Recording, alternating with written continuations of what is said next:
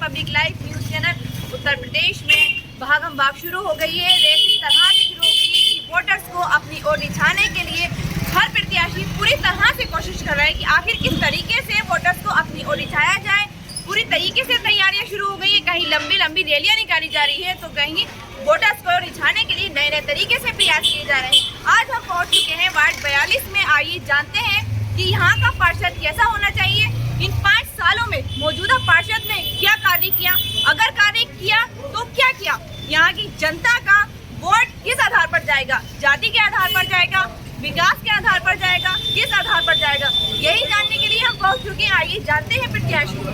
Sir क्या नाम है आपका?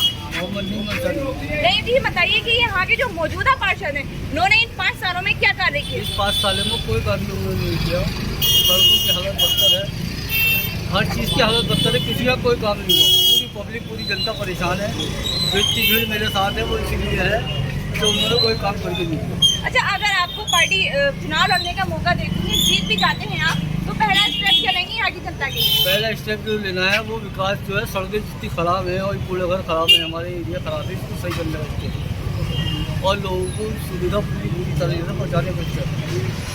अच्छा, महिलाओं के लिए क्या स्टेप लेने वाले? महिलाओं के लिए है कि यहाँ पर जो दवाइयों के कैंप वगैरह लगाएंगे हमारे पे, और नगर निगम से जितने भी काम होते हैं नगर निगम के, जो बेचारी महिलाएं वहाँ पर टक्कर मारती सकती है, वो मैं अपने वहाँ ऑफिस में बैठ के कराऊँगा। अच्छा, आप भी दावेदार हैं, तो आप बताइए आप अपने वार्ड के लिए क्या करने वाले हैं? मैं मोहम्मद यूनुस मलिक, वार्ड 68 से पार्षद प्रत्याशी। अपने वार्ड का एक विकास करना चाहते हैं। जो योजनाएं सरकारी आती हैं वो घर घर पहुँचाएंगे। जो लाभ सरकार निकालती है, जो पार्षद का हक है और जो गरीबों का हक है वो कराएंगे। जो पार्षद का काम है वो कराएंगे। ये नहीं कि सड़कें बनवाएंगे, सड़कें तो बनती हैं मगर सड़कों से फ़ायदा नहीं पहुंचता गरीबों को। गरीबों को फ़ायदा जो पहुंचता है, गरीब लाभ होता है कोटे से, उससे लाभ मिलता है। सरकार की तरफ से आने वाली हर योजना को आप जनता तक पहुंचाएंगे? जी, जनता तक पहुँचाएंगे और डोर टू डोर हम काम कर रहे हैं। जो लोकवाड़ी जनसभा केंद्र चीज़ होती है वो हमारे पास। आपके वार्ड में कितने वोटर्स हैं? हमारे वार्ड में 4,500 4,500 वोटर्स। आप अपने वोटर्स कितने मानते हैं? 2,000 वोटर तो अपने मानते हैं इंशाल्लाह। अच्छा, आइए जनता से जानते हैं। आप ही बताइए कि आपका वोट किस आधार पर जाएगा, जाति के आधार पर जाएगा, विकास के आधार पर जाएगा, किस आधार पर वोट देंगे आप? आधार पर। अच्छा, किसे वोट देने वाले हैं आप बताइए? देखिए साहब, अब तक जितने भी पार्षद आए वो अपनी अपनी उन्होंने चलाई, अपनी अपनी गोलियाँ भरी, लेकिन आज आम आदमी पार्टी के जो पार्षद बन रहे हैं सिर्फ जनता के हित में बन रहा है, जनता की भलाई के लिए बन रहा है, जनता के विकास के लिए बन रहा है, एजुकेशन के लिए बन रहा है, जो समस्याएं उनको समाधान करने के लिए बन रहा है। आज जो पार्षद चुने गए हैं, सबसे पहली बात तो ये है कि वो स्वच्छ हैं। जो अच्छा इंसान होता है वो हमेशा दूसरों के लिए अच्छा ही सोचता है। इसीलिए जो भी हमारे पार्षद हैं, हम चाहेंगे कि उनको ज़्यादा से ज़्यादा तादाद में हो। 4,000 यहाँ 4,500, यहाँ पर 4,000 ही इनको पब्लिक पूरी चुनेगी। अच्छा, आपसे जानेंगे, आप ये बताइए कि चुनाव से पहले हर पार्षद और हर मेयर आते हैं कि हम आपकी समस्याओं को हल करने वाले हैं, तो क्या चुनाव के बाद आते हैं कभी खैर खबर लेने? देखिए, अभी तक तो ऐसा कुछ नहीं हुआ है, लेकिन एक आशा सी दिखाई दे रही है अरविंद केजरीवाल को। जिस तरीके से दिल्ली में अरविंद केजरीवाल ने काम कराया है, तो हो सकता है कि यूपी में भी अरविंद केजरीवाल बहुत अच्छा काम कर रहे हैं। दिल्ली में बढ़िया अस्पताल बना दिए, मोहल्ला क्लिनिक बना दिए। जो यहाँ की मूलभूत आवश्यकता है, हर वार्ड में एक मोहल्ला क्लिनिक बनना चाहिए और हमारी पार्षद से यही मांग है कि दिल्ली की तर्ज पर एक मोहल्ला क्लिनिक हमें आम आदमी पार्टी की तरफ से दिया जाए। सर, कौन कौन से वार्डों में आज आपकी रैली थी?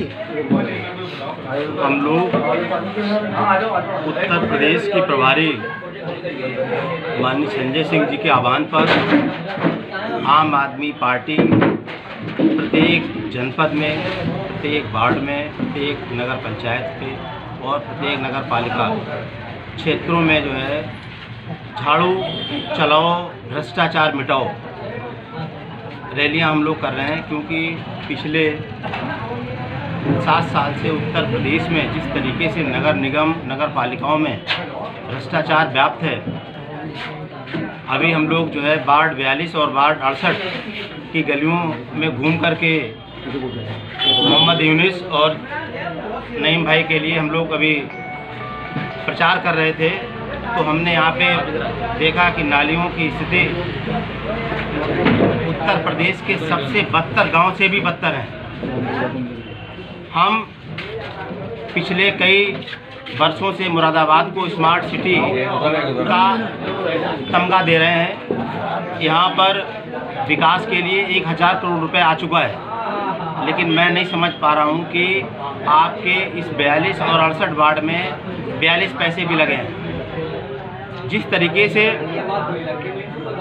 नगर निगम और संबंधित पार्षदों की मिलीभगत से भ्रष्टाचार हुआ है, उससे ये महसूस हो रहा है कि सब कुछ पहले से प्रायोजित है, इसमें मिला हुआ है।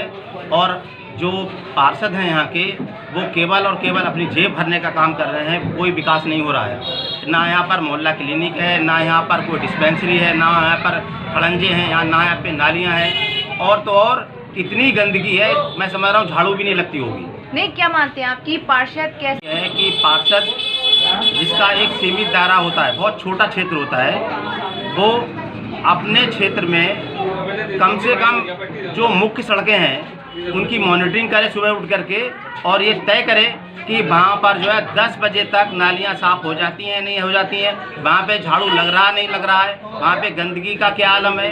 अगर ये दिल्ली की तरह यहाँ पे कूड़ा ढेर बनना है तो ये नगर निगम क्या है, तो गांव से भी बदतर हालात हो गए यहाँ पे। तो मैं ये चाहता हूँ कि यहाँ का जो भी पार्षद बने 100% ईमानदारी के साथ काम करे। जिस तरीके से हम लोगों ने दिल्ली में काम किया है, इस बार दिल्ली में नगर निगम में भी आम आदमी पार्टी आ रही है।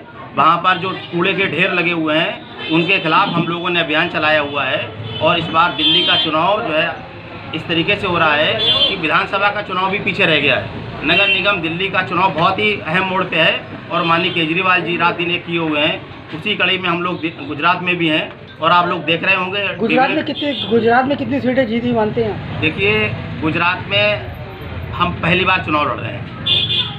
माननीय केजरीवाल जी को जिस तरीके से अपार जन समर्थन मिल रहा है, वहाँ पर कांग्रेस का खाता नहीं खुल रहा है।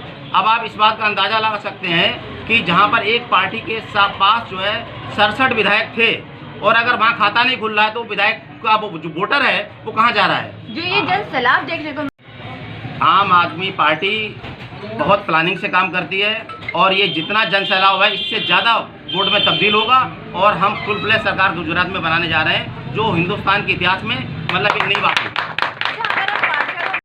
कि डॉक्टर साहब आप झूठ बोल रहे थे कि यहाँ पर कोई काम नहीं हो रहा है।